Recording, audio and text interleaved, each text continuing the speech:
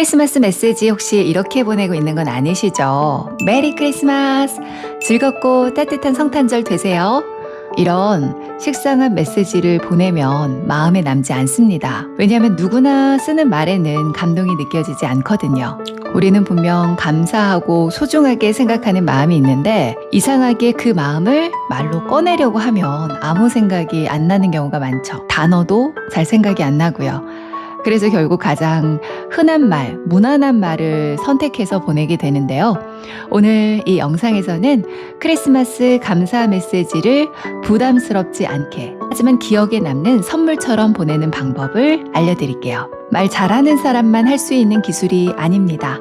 마음을 언어로 바꾸는 방법입니다. 쉽게 여러분들께서 기억하시라고 크리스마스 감사 메시지 보내는 법칙을 만들었어요. 바로 애감포 법칙입니다. 에피소드, 감정과 감사, 포부 이 세 가지를 기억하신다면 누구나 따뜻한 크리스마스 메시지를 보낼 수 있습니다. 첫 번째, 에피소드를 말하세요. 에피소드는 장면이 떠오르게 말을 하는 건데요. 상대방의 말이나 행동을 인용해서 그때 한순간의 장면을 떠오르게 만드는 거예요. 대부분 메시지가 감동이 없는 이유는 추상적인 말만 있기 때문이거든요. 예를 들어 볼게요. 항상 고마워. 늘 응원해줘서 고마워. 이 말이 어떤 순간인지 보이지가 않잖아요. 이렇게 쓰지 마시고 이렇게 바꿔보세요.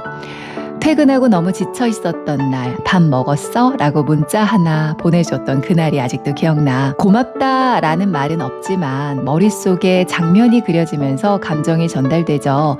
감동은 마음이 아니라 구체적인 순간에서 시작됩니다. 두 번째는 구체적인 감정과 감사를 말하는 거예요. 그때 내 마음을 한 줄로 에피소드로 말을 했으면 그 다음에 감정을 얘기하는 거죠. 그런데 정말 감동이었고 고마웠어 이렇게 감정만 나열하지 마시고요. 내적 독백이 느껴지는 작은 따옴표를 활용해 보시는 거예요. 여러분들 내면에 드는 어떤 생각이 있잖아요. 그것들을 구체적으로 살려서 적어주시는 거죠. 아, 내가 혼자가 아니구나 라는 생각이 들어서 참 힘이 됐어. 고마워. 이렇게 표현해 보는 거죠. 감정은 인식하는 거거든요. 그 순간 내가 느꼈던 안도감, 든든한 고마움. 구체적으로 한 가지만 꺼내셔도 충분합니다. 그런데 내적 독백이 어려운 이유는 사실 말을 못해서가 아닙니다. 우리가 그 생각을 붙잡아 본 적이 없기 때문이에요. 그런데 우리는 이 생각을 말로 옮기기 전에 스스로 멈추죠. 아, 이거 너무 감정적인가? 아, 이렇게 말해도 되나? 아, 괜히 오글거리진 않을까?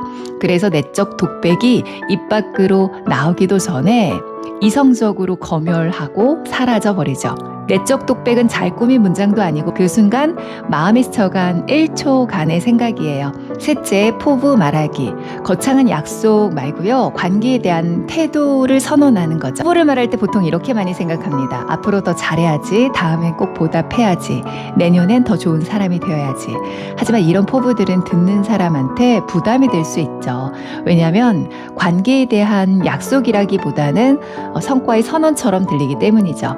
관계는 무언가를 더 해내야 유지되는 게 아닙니다. 관계는 어떤 태도로 곁에 서 있을지가 쌓여서 만들어지죠. 그래서 포부는 무엇을 하겠다 라기보다는 어떻게 대하겠다라는 표현이어야 합니다. 어떻게 태도를 말해야 할지 모르겠다면 예시를 들어 드릴게요. 다르다는 이유로 급하게 평가하지 않고 한 번 더 이해해 보려고 노력할게.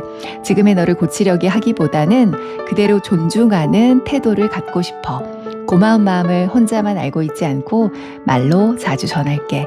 먼저 고맙다고 말하는 사람이 될게. 그래서 보너스 꿀팁. 감사 메시지를 쓸 때 먼저 왜 이 메시지를 전하게 됐는지 쓰는 계기를 덧붙여 주시면 좋겠죠. 예를 들면 크리스마스를 맞아 평소에는 말로 다 전하지 못했던 고마운 마음을 꼭 전하고 싶어. 그래서 이 편지를 쓰게 됐어. 이렇게 말이죠. 그리고 마지막에는 어떤 크리스마스가 됐으면 좋겠는지 응원과 격려가 담긴 따뜻한 메시지를 담아주시면 좋습니다. 이때 크리스마스 혹은 성탄절, 사랑, 기쁨, 행복, 좋겠습니다 라는 단어를 넣어서 문장을 활용해 보세요. 이번 크리스마스는 사랑을 주고받는 순간 속에서 행복과 기쁨이 가득한 하루였으면 좋겠습니다. 크리스마스만큼은 마음을 조금 열어 사랑을 느끼고 그 안에서 소소한 행복과 기쁨을 발견하는 시간이 됐으면 좋겠습니다.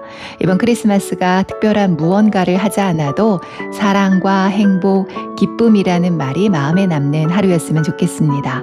어떤 걸 써야 할지 감이 오시나요? 이제 실제로 누구에게 어떻게 쓰면 좋을지 전체 예시를 들어볼게요. 애간포 법칙을 활용한 예시입니다. 크리스마스를 맞아 평소에는 말로 전하지 못했던 고마운 마음을 전하고 싶어 이 편지를 쓰게 됐어요.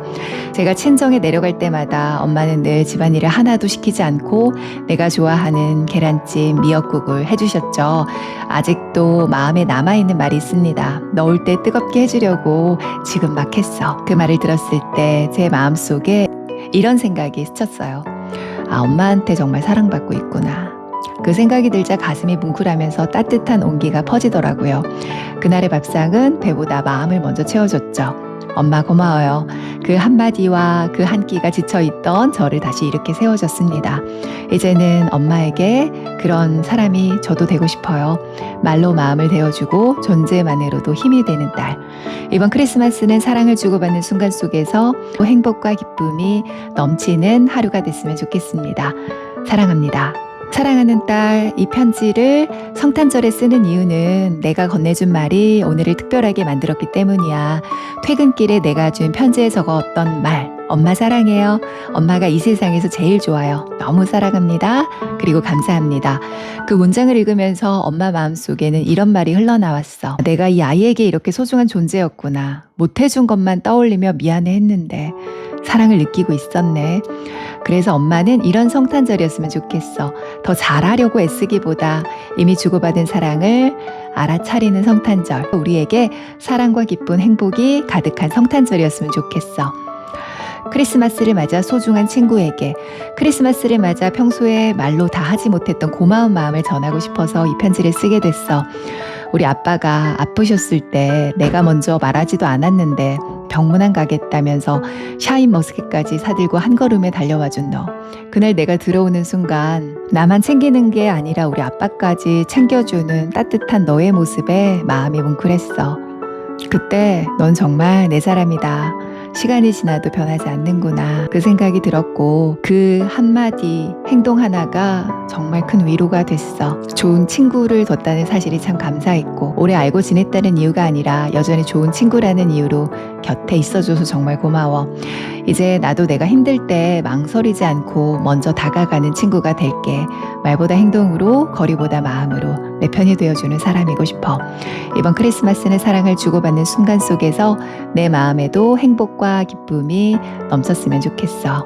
제 실제 이야기로 구성해봤는데 감이 오시죠? 여러분, 선물은 잊어도 그때 들은 말은 오래 기억합니다. 그때 내가 그런 말을 해줘서 힘이 됐어. 이 말 평생 남습니다. 이번 크리스마스에 여러 사람에게 보내지 않아도 괜찮습니다. 단 한 사람이라도 복사 붙여넣기 말고 내 말로, 내 장면으로 한번 보내보세요. 그 메시지는 상대방에게도 그리고 언젠가 나 자신에게도 따뜻한 기억으로 돌아오니까요. 지금 이 영상 보시고 떠오르는 사람 있다면 영상부터 보내지 마시고 메시지부터 보내세요. 그게 진짜 크리스마스의 선물입니다. 여러분, 한 해 동안 사랑해 주셔서 진심으로 감사드리고요. 말에 진심 어린 향기를 전하는 스피치 라엘이 되겠습니다. 말 한마디가 사람을 살리고 관계를 다시 이어주듯이 이 크리스마스에 여러분의 일상에도 사랑과 행복 그리고 작은 기쁨이 넘쳤으면 좋겠습니다. 여러분의 하루에 따뜻한 말이 오가는 크리스마스가 되길 바랄게요. 메리 크리스마스.